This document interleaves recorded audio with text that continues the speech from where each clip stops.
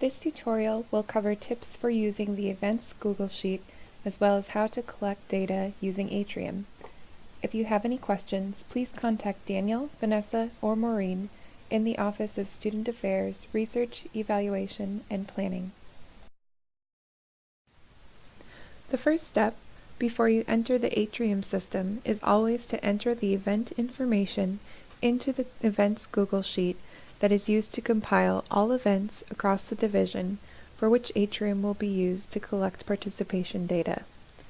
Before we get into how to access Atrium, I'll be sharing some tips about navigating and completing the Google Sheet. The first tip is about access. This Google Sheet is only accessible to people if they have been given access to it. Some of our larger departments only have one or a handful of people who are responsible for entering this information. If someone needs to be given access to this Google Sheet, please contact Daniel, Vanessa, or Maureen in the Office of Student Affairs, Research, Evaluation, and Planning. Those who have been given access to the Events Google Sheet can access it by clicking the link at the bottom of the screen. You will need to be logged in with your own credentials in order to be able to access it. The second tip is about naming events.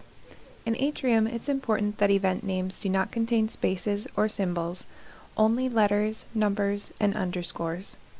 It's also very important that we don't have any duplicate event names.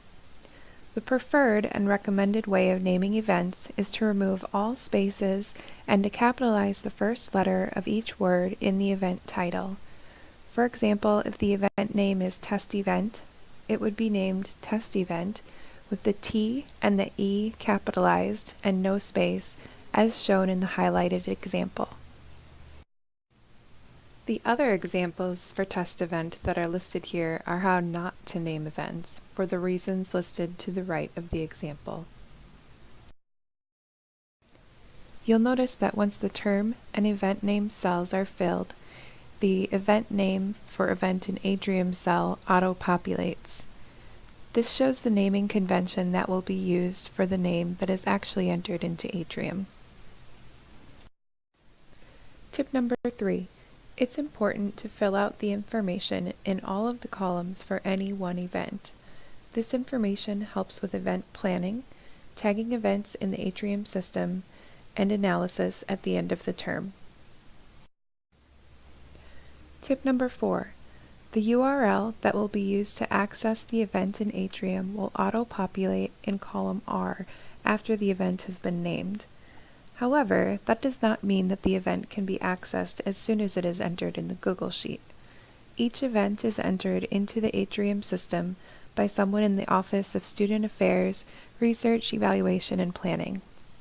If column S is empty, as shown above, then the event has not yet been programmed in Atrium. Once column S says yes, that is your clue that the URL is ready to access. Tip number 5. When you scroll to the right in the Events Google spreadsheet to columns V and W, you'll see the username that was created for your department.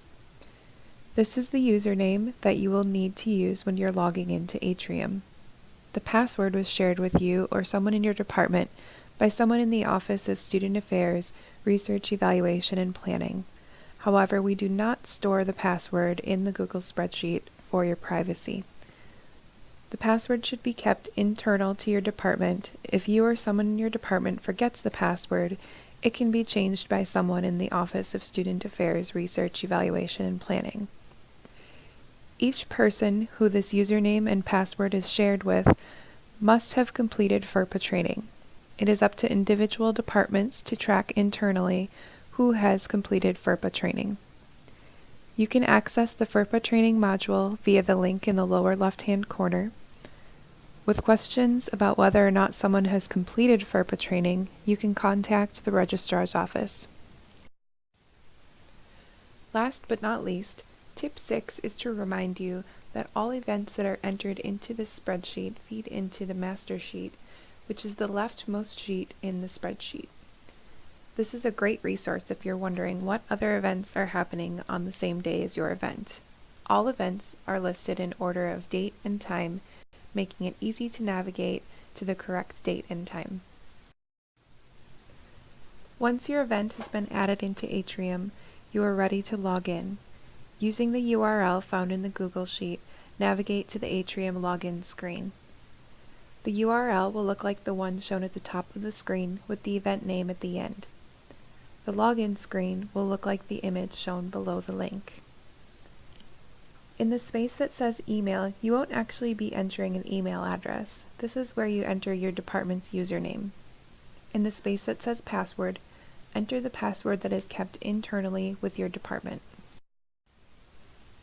Once your username and password are entered, click Login to continue.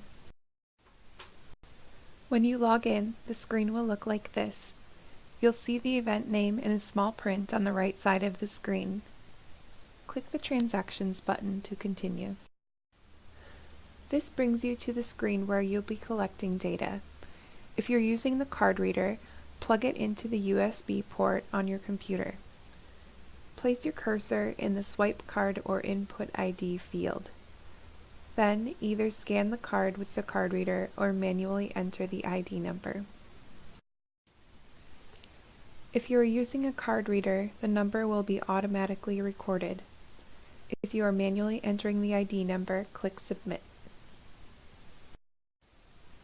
Again, if you have any questions, please do not hesitate to contact Danielle, Vanessa, or Maureen in the Office of Student Affairs, Research, Evaluation, and Planning.